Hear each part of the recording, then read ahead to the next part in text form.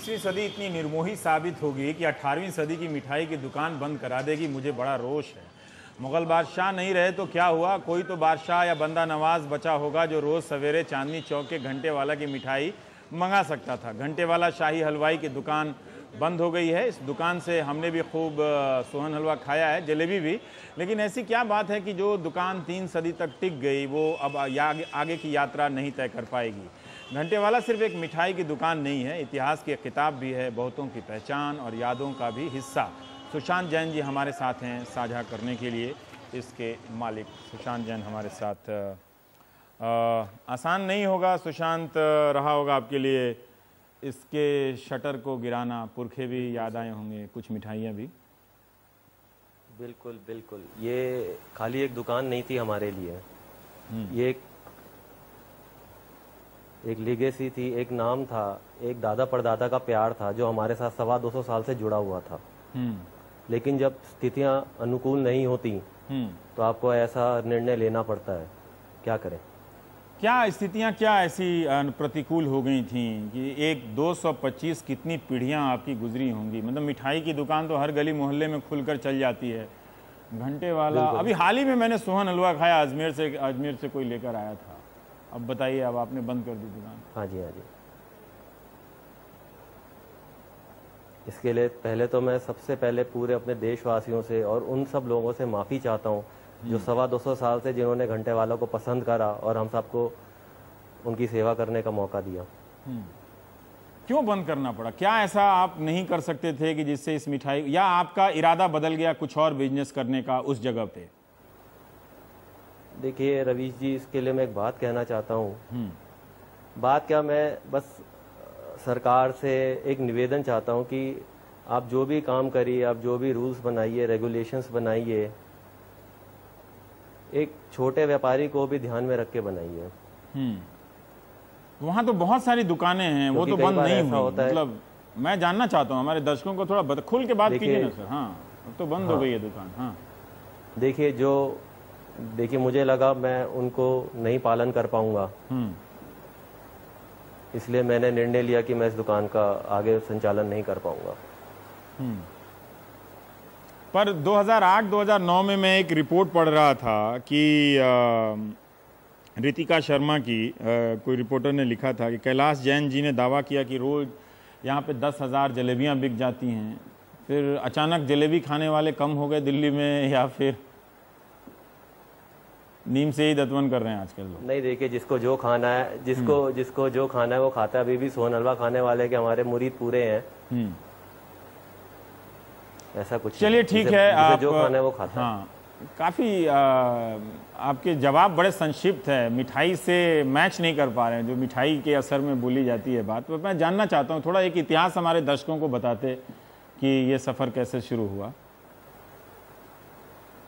ये हमारे दादाजी परदादाजी जो लाला सुखलाल जैन 1790 में उन्होंने नागौर से आके दिल्ली में दुकान की शुरुआत करी थी। जी। उस समय शाह आलम मुगल का राज्य था।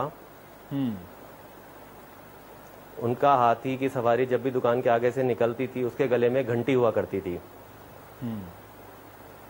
काफी नीरस व्यक्ति मालूम पड़ते हैं आप, जिसके इतिहास में 225 साल हो, जिसके परिवार में, उसके पास बताने के लिए इतने किस्से हों कि मेरी बोलती बंद हो जाए। खुल के बोलिए सर। सर वो आपकी बात सही है रवि जी, काफी नीरस नए जमाने में। हकीकत बात ये है, जो दुख अभी हम महसूस कर रहे हैं उस दुख से मैं निकल नहीं पा रहा हूँ। वो 225 साल का दुख अभी 2 दिन में नहीं खत्म हो पा रहा है मेरे दिल से। तो वो कुछ मिठाइयाँ ऐसी बता सकते हैं कि जो आपके परिवार ने शुरू की, उसमें महारत हासिल की, उसका कोई किस्सा? मिठाई सोहन हलवा है, जो सोहन हलवा है हमारे परिवार ने शुरू करा। कैसे शुरू हुआ, इसका कोई किस्सा है? ये हम अपने परदादा दादाओं से सुनते हैं कि राजा महाराजा साहब को कोई नई तरीके की मिठाई चाहिए थी।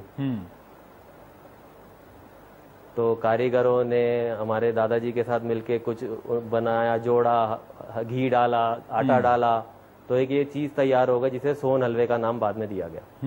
सोहन क्यों कहा गया उसको? मोहन भी कह सकते थे। हाँ, अब ये तो शायद महाराजा साहब जानते हैं या हमारे दादाजी जानते होंगे। पर इधर हाल के दिनों में आपने कहीं ऐसा तो नहीं कि आप किसी और बिजनेस में जा रहे हैं और इसको किराए पर, मैं ये नहीं कह रहा कि आपने कोई गलत किया है। जब किसी चीज़ की बाज़ार में मांग नहीं होगी तो ठीक है, वो चीज़ बंद हो सकती है, नहीं बिक सकती है, लेकिन एक शहर की पहचान है वो, उस पर बहुत सारे लोगों को दुख भी है, मुझे भी है, मैं वहाँ की मिठाई खा चुका हूँ। हाँ हाँ जी, हाँ जी। नहीं नहीं, अभी तक हमने कुछ भी डिसाइड नहीं करा है, वो दुकान अभी भी मेरे पास ही है। तो अभी कुछ नहीं सोचा है कि क्या करना है क्या नहीं करना है।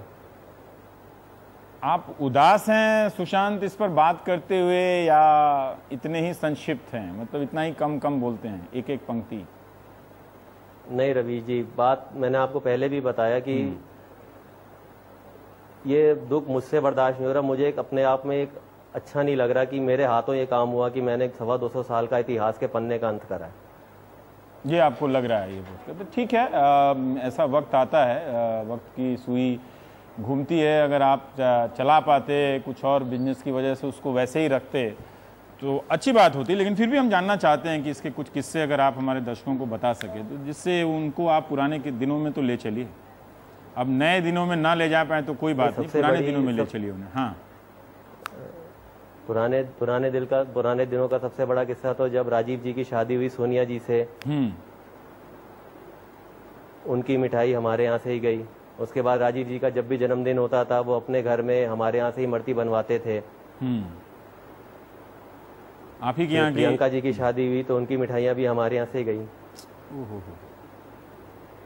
तो कम से कम इन्हीं लोगों को आके खाते रहना चाहिए हफ्ते 2 हफ्ते में, तो आपका ये रहता। पर सुशांत, मैं समझ सकता हूँ आपकी पीड़ा को, पर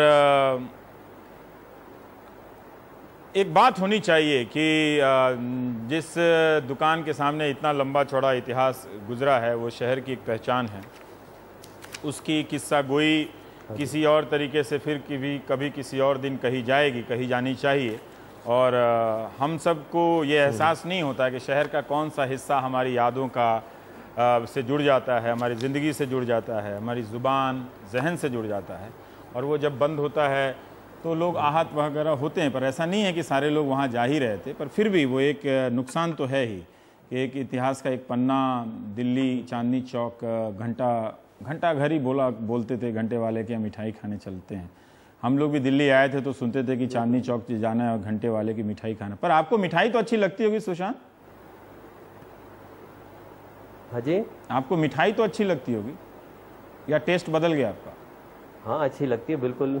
नहीं सर, बिल्कुल मिठाई अच्छी लगती थी। मिठाई भी खाते थे, नमकीन भी खाते थे, समोसे भी खाते थे, कचौरी भी खाते थे।